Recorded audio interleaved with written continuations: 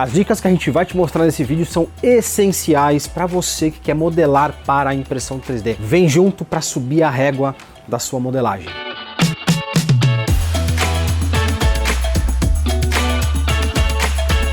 Salve meus queridos e queridas, eu sou Oswaldo Salzano, essa é a 3D Print Academy e o Rafa vai te mostrar algumas dicas matadoras para que você modele suas peças para impressão 3D com maestria, com competência. Sem mais delongas, agora é a vez do Rafa mostrar a arte dele. Bora lá, Rafa, meu querido! Primeira dica aqui é sempre modelar fatiando. Muita gente acaba modelando uma coisa fantástica e aí depois leva o fatiador para ver que não tá fácil de imprimir. Dessa forma aqui, ó, com o Fusion 360 você consegue jogar rapidamente os seus arquivos que você está modelando para o fatiador para você ver como é que isso vai ser impresso. Então, para fazer isso, você pode clicar com o botão direito em cima do body, né, do seu corpo, ou do componente que você tenha criado, clica com o botão direito Save as Mesh. E aí você vai ter várias opções aqui para você exportar. Você pode exportar em STL, 3MF, OBJ, o tipo da unidade e tal. Eu sempre deixo em 3MF, que para mim é o melhor formato. Eu já fiz um vídeo falando sobre isso, é bem legal também. E em alta resolução. E aí vocês vão ver que aqui embaixo em Output você pode mandar diretamente para o seu fatiador 3D. Então você seleciona essa opção aqui, às vezes, talvez na versão do Fusion que você tenha já vai ter o Prusa, enfim. Mas se não tiver, você pode colocar ou Prusa ou Cura ou qualquer outro fatiador aqui, selecionando essa pastinha aqui, selecionando do computador. E aí você vai lá no teu na pasta raiz do Prusa, tá? Program Files, ou arquivos de programa, Prusa 3D, Prusa Slicer, ou no respectivamente, e seleciona o executável, ó, prusaslicer.exe. Quando eu der OK aqui, ele vai abrir o Prusa Slicer e já vai jogar essa peça diretamente lá para a gente fatiar. E dessa forma, você consegue ver rapidamente, ó, se eu fatiar assim, opa, vou precisar de suporte aqui embaixo, talvez, enfim. Você consegue ter essa noção do que está acontecendo, sabe, na sua peça mais fácil.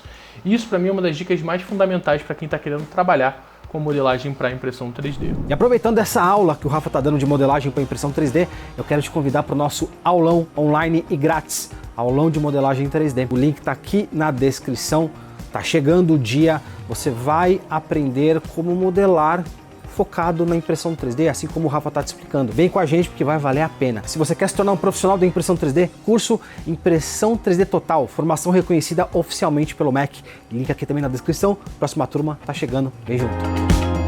E aqui já vamos seguir na segunda dica. Então se a gente for fazer essa peça aqui, se eu vou botar ela para fatiar aqui, vou botar suporte apenas no que está encostando na mesa. A gente vai ter basicamente isso aqui de suporte.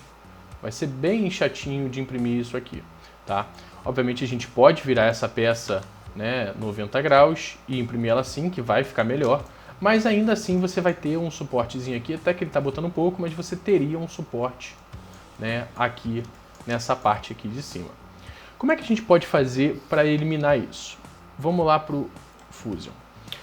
Aplicando o recurso do chanfro, tá? Então eu vou até apagar esses dois que eu já fiz aqui. Eu posso aplicar um chanfro aqui, ó, nessa e nessa aresta, para que isso aqui fique 45 graus. E você pode diminuir isso aqui ou aumentar de acordo com o que você conhece da sua impressora. Por quê? Vamos lá para a impressora para a gente ver isso aqui agora. E o que acontece agora? Eu faço toda essa parte aqui normal, até aqui eu vou conseguir fazer porque está em 45 graus, a impressora vai aguentar esse ângulo aqui, e esse restantezinho que fica aqui, eu faço em bridge. Então, você evitar os suportes utilizando chanfro ou até mesmo o fillet é uma ótima estratégia para que você gaste menos material, tenha menos tempo de impressão também, você não vai ficar fazendo suporte que aumenta o tempo de impressão. E a gente consegue fazer muito disso utilizando o chanfro e o fillet. Eu consigo imprimir ela sem suporte nenhum, tranquilo, a gente consegue fazer tranquilo utilizando o chanfro. Vou agora mostrar para vocês uma pecinha que eu fiz aqui fictícia, tá? Imagine que isso aqui é um suporte de prateleira, alguma coisa do tipo. Se eu quisesse imprimir esse suporte, né, como ele foi modelado assim, a gente teria um resultado não muito bom. Por quê? A adesão entre camadas, né, de uma camada da impressão para outra, ela tem uma resistência menor do que a resistência da linha impressa em si, tá? Então se a gente imprimisse essa peça aqui, dessa forma, com a força que vem de cima, que vem daqui, ó, empurrando ela para baixo, essas camadas tenderiam a se descolar aqui. E essa força de, vamos chamar assim, de colagem de uma camada com a outra, em termos médios, ela é metade da resistência que a gente tem da linha normal. Então, se a gente virar essa peça em 90 graus aqui assim, ó, e fatiar, a gente vai ter basicamente o dobro de resistência do que a gente teria normalmente fazendo do jeito que a gente tinha modelado, tá? Então, uma dica simples é você sempre pensar na orientação da sua peça na hora que você for imprimir. E você pode, obviamente, trabalhar isso junto com a sua modelagem, que aí você vai ter um resultado ainda melhor. Então, basicamente, essa peça aqui seria 2 vezes mais resistente do que ela impressa em pé, por causa dessa questão da adesão entre camadas. Obviamente, nem sempre isso vai ser simples de você fazer, mas sempre pense nisso, que realmente faz muita diferença. Vamos usar essa pecinha mais uma vez para mostrar para vocês mais um detalhe importante sobre a modelagem quando a gente está pensando na resistência mecânica da peça. Eu fiz uma simulação aqui, tá? Bem simples, dessa peça presa na parede, aqui está fixado na parede, essa lateral, e aqui você tem uma força ali de 150 newtons para baixo. Então essa peça ela não está resistindo a esse esforço, tá? Então a gente tem aqui um fator de segurança de 0,97, ou seja, ela não cumpre as especificações que a gente quer, tá? E ela está rachando aqui, ó. Basicamente ela vai rachar aqui. Se a gente aumentar mais isso aqui, ela vai ter uma ruptura aqui próximo a esse canto reto, tá? Esse canto perpendicular aqui. Isso porque você tem um acúmulo de tensão nessa região aqui e, portanto, sua peça vai sofrer uma ruptura aqui. Se a gente fizer uma pequena alteração na peça, aplicar aqui um filetezinho, tá? Um recurso super comum que a gente utiliza muito na impressão 3D, a gente tem um resultado muito melhor utilizando, cara, basicamente a mesma quantidade de material, simplesmente porque a gente não tem mais esse acúmulo de tensão. E agora eu vou mostrar para vocês como é que fica o resultado dessa peça fazendo essa simples alteração na resistência mecânica dela. Aqui então vocês conseguem ver a diferença, como a tensão, né, estrutural da peça acaba sendo mais constante, sendo melhor distribuída, você não tem acúmulo de tensão aqui nas partes perpendiculares. Então isso gera pra gente um aumento também da resistência da peça. Antes a peça não tinha nem o fator de segurança 1, né?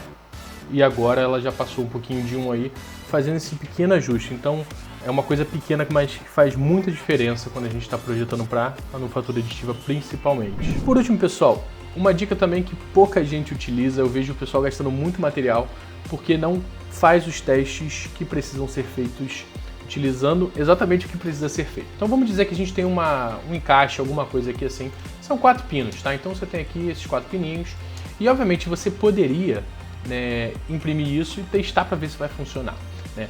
Mas a gente precisa do que a gente chama de tolerância quando a gente vai fazer alguma coisa que tem encaixe, tá? Então essa peça agora está em 0 de tolerância, ela está, né, basicamente perfeita ali, não tem nenhum espaço entre uma coisa e outra. Só que a gente sabe que os processos produtivos não são assim, não são perfeitos, e a gente tem um gapzinho padrão ali que a gente precisa deixar. Para impressão 3D, geralmente a gente coloca ali 0.2, 0.4 de tolerância. Então a gente viria aqui, ó, vou tirar a visualização dessa peça e a gente aplicaria aqui, ó, um offset face, por exemplo, tá? Nessas faces aqui e botaria aqui, ó, menos 0.2 ou menos 0.4. E agora vocês vão ver que quando a gente analisa de novo, a gente tem um pequeno espaço aqui para que isso encaixe ali. Obviamente você poderia botar em cima aqui também, tá? Mas o que acontece é que as pessoas, geralmente, quando vão fazer teste para ver se isso vai funcionar, elas imprimem tudo, né? Imprimem todas as duas partes completas aqui nesse caso, e isso gasta muito material. Então a gente tem uma forma aqui no Fusion muito simples de você fazer esses testes exatamente onde você precisa. Você não precisa testar os 4 cantos ou a peça inteira para você ver se aquele encaixe está funcionando. A gente pode vir aqui no seu sketch, desenhar um quadrado próximo aqui, ó, à área que você quer testar.